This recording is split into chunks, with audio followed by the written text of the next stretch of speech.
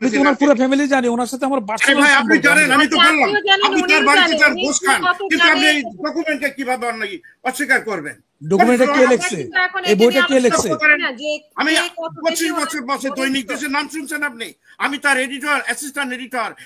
আপনি তো বাংলার মানে চাকরি করতেন তো, আমি আপনারা জানি তো। শহীদ রাষ্ট্রপতি জিয়ার সময় আপনি প্রত্যেকের আপনি অপমান করে কথা বলছেন। বাংলাদেশে যারা থাকে তারা আপনাদের পাঠানো অর্থ এক্স্যাক্টলি 100%।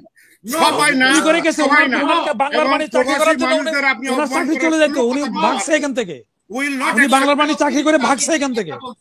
ভালো মানুষ সব জায়গায় আছে, খারাপ মানুষও সব জায়গায় আছে। My point. আপনি অনেক দুঃখ প্রকাশ করেছেন, আমরা আপনার সাথে একমত। সেটা হচ্ছে যে যা আমরা আকাঙ্ক্ষা করেছিলাম যে সরকারের মাধ্যমে আমরা এই জিনিসগুলো করব, সেটাকে বিপ্লবী সরকার বলে।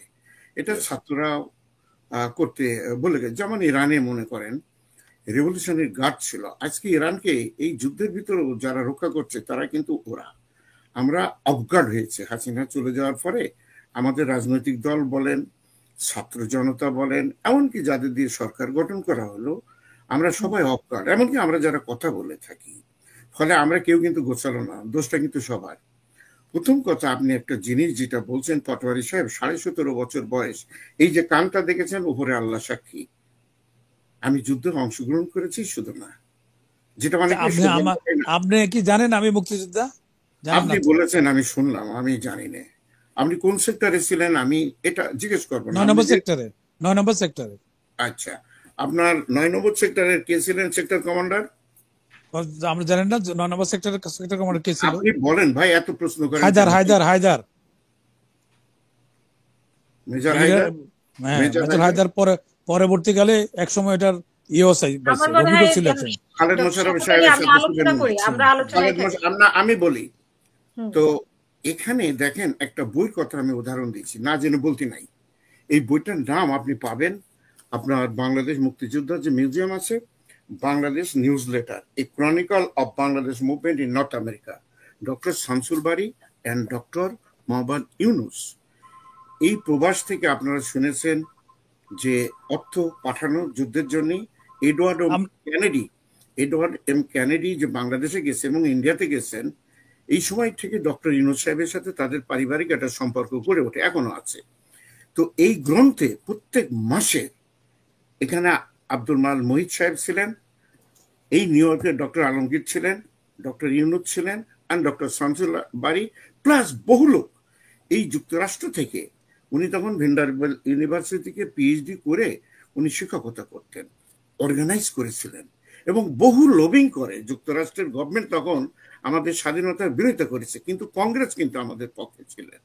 তো এই জিনিসগুলো আমাদের জানতে হবে। এখন স্যারের দোষটা কি জানেন? উনি কখনো বলেননি, কখনো লেখেননি। না বলাতে এই ভুলভ্রান্তি তৈরি হয়েছে। Is most one of the efficient organiser 71 সালে স্বাধীনতা যুদ্ধের। এবং উনি আপনার কংগ্রেসে প্রত্যেকটা জায়গা, প্রত্যেকটা কংগ্রেসম্যানকে উনি চেনেন এবং সেই সময় থেকে উনি লবিং করেছেন। 71 সালে যখন আমরা বাচ্চা ছেলে লড়াই করি, সেই সময় উনি এখান থেকে অর্গানাইজ করেন। আব্দুল মাল মুহিত সাহেব ভাই, ওনার ভাই জাহাঙ্গীর আমার বন্ধু, ওনার পুরো ফ্যামিলির সম্বন্ধে আমার জানা আছে। ওনার বাড়িতে শুনেন, আপনি আমারে ওনার সম্বন্ধে বলতে হবে না। না আপনি সবার কথা ওনার সম্পর্কে মানে না। আর আপনি বাংলার বাড়ি কবে নিউইয়র্কে এসে আমার বাসায় থাকতেন উনি, আমি ওনাকে চিনি। সুতরাং ওনার আমরা জানি। আমি আপনার ওই যে ভুলভ্রান্তিটা আপনার একটা, এই জন্য আমি উদাহরণটা দিলাম। বইটা আপনি যেহেতু দেশে থাকেন, বললাম তো, আমি রণাঙ্গনের যুদ্ধে ওনার ফ্যামিলির সাথে আমার জানা আছে। তাহলে এই বইটা আপনি দেখেননি কেন আমি বুঝলাম না। আপনি এটা দেখবেন, সেখানে ওনার ইতিহাসটা পাবেন যে উনি কিছুই করেননি, যে কোন রকম অর্গানাইজ করেন। আমি তা বলি নাই তো, আমি বলি নাই তাই করছে। বলছি যে জাতির ক্রাইসিসের সময়, ফালানি যখন ঝুলেছিল, তারপরে মুক্তিযুদ্ধের সময়, এরপরে এই যে আন্দোলন, ছাত্র আন্দোলনের সময়, ছাত্র আন্দোলনের সময় কোন একটা স্টেটমেন্ট দেখাতে পারবে? ভাই, উনি নিজেই অস্তিত্ব রক্ষা নিয়ে তার গ্রামীণ ব্যাংক নিয়ে, শোনেন এই তর্ক করে এইসব, মানে আমার মনে হয় আপনি আমাকে আমরা এই কথা নিয়ে পাল্টা তর্ক করে কোনো লাভ হবে না। আমি খালি আপনার ওই ভুল জিনিসটাকে কারেক্ট করে দিয়ে দিলাম। এখন ভুলের সময় সরকারের পাটোয়ারি সাহেব সবার কথাই কিন্তু বাধা দিতে নাই।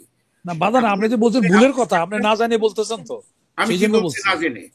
কোন কথা আমি বলেছি? তো ওনার পুরো ফ্যামিলি জানি, ওনার সাথে আমার ভাই আপনি জানেন, আমি তো বললাম আপনি তার বাড়িতে যান, বস খান, কিন্তু আপনি এই ডকুমেন্টে কিভাবে অস্বীকার করবেন? ডকুমেন্টে কে লিখছে? এই বইটা কে লিখছে? আমি 25 বছর বসে দৈনিক দেশের নাম শুনছেন আপনি? আমি তার এডিটর, অ্যাসিস্ট্যান্ট এডিটর। আপনি তো বাংলা বাণী চাকরি করতেন তো, আমি আপনারা জানি তো।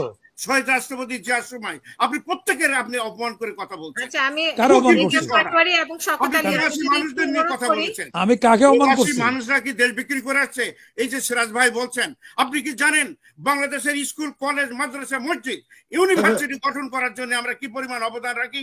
এই রেমিটেন্স না দিলে আপনি পাঠান, আপনারা রেমিটেন্স চুরি করেন, আপনারা সেখান থেকে মুক্তিযোদ্ধার নামে, সেখান থেকে রাজনীতির নামে আমাদের রেমিটেন্স নিয়ে আপনি চুরি করে বিদেশে পাঠান, আর আমরা এখান থেকে পবিত্র হালাল ইনকাম সেখান থেকে পাঠাই, আপনারা থাকেন। কেন পাই ধরলেন? কেন যেদিন আমি বন্ধ করে দিয়েছি? আমি রেমিটেন্স যোদ্ধাদের একজন অ্যাডভাইজার, একজন ইকোনমিস্ট হিসেবে আমি বলেছি নো মানি ফর হাসিনা। ফালতু কথাবার্তা বলেন কেন? টকশোতে এসে কথা বলবেন,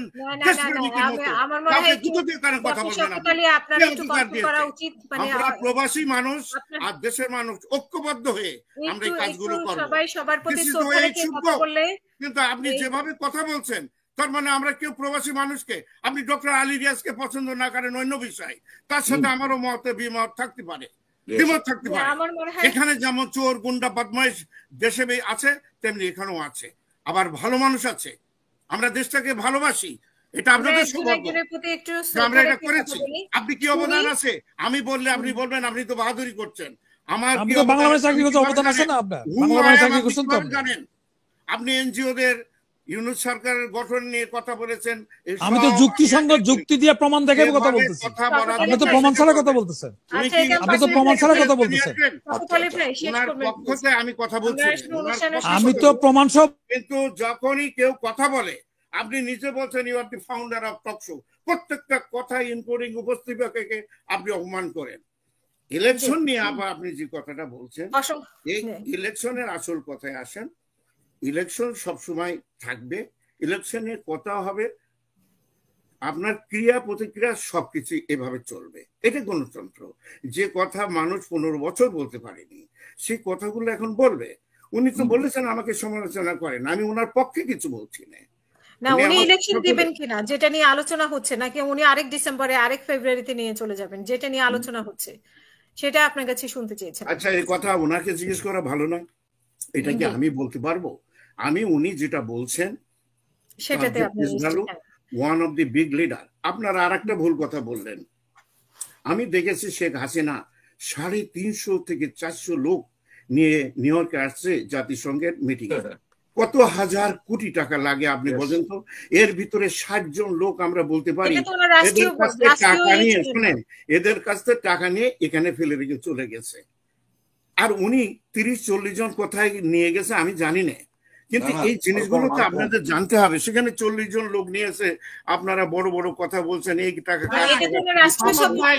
ডক্টর মোহাম্মদ ইউনূসের ইংল্যান্ড সফরের উদ্দেশ্য কি ছিল? উনি উদ্দেশ্য ছিল, মনে করেন কথার কথা, আপনার কথা যদি জবাব দিতে হয় এটা তো ইউনূস সাহেব বলতে পারবেন, ওরাই বলতে পারবে, আমি জানি না। এই কথা তো আমি বলতে পারবো না যে উনি কেন গেছেন। অ্যাওয়ার্ড নেওয়া, ম্যাট্রিক পাস করার পর ক্লাস 8 এর বৃত্তি নেওয়ার দরকার আছে? এটা তো শেখ হাসিনার রোগ, সব জায়গায় গিয়ে অ্যাওয়ার্ড নেওয়া। আচ্ছা, এই তর্ক করা কি আমার জন্য সম্ভব বলেন? বা আপনার জন্য? আপনি অত্যন্ত আপত্তিকর একটা কথা বলেছেন যে বাংলাদেশে যারা থাকে তারা আপনাদের পাঠানো অর্থ এক্স্যাক্টলি 100% সবাই না, করে গেছে। বাংলার বাণী চাকরি করার জন্য ওনার চাকরি চলে যেত, উনি ভাগছে এখান থেকে। উনি বাংলার বাণী চাকরি করে ভাগছে এখান থেকে। ভালো মানুষ সব জায়গায় আছে, খারাপ মানুষও সব জায়গায় আছে। মাই পয়েন্ট, আমি এক কথা সেই কথাই বলেছি।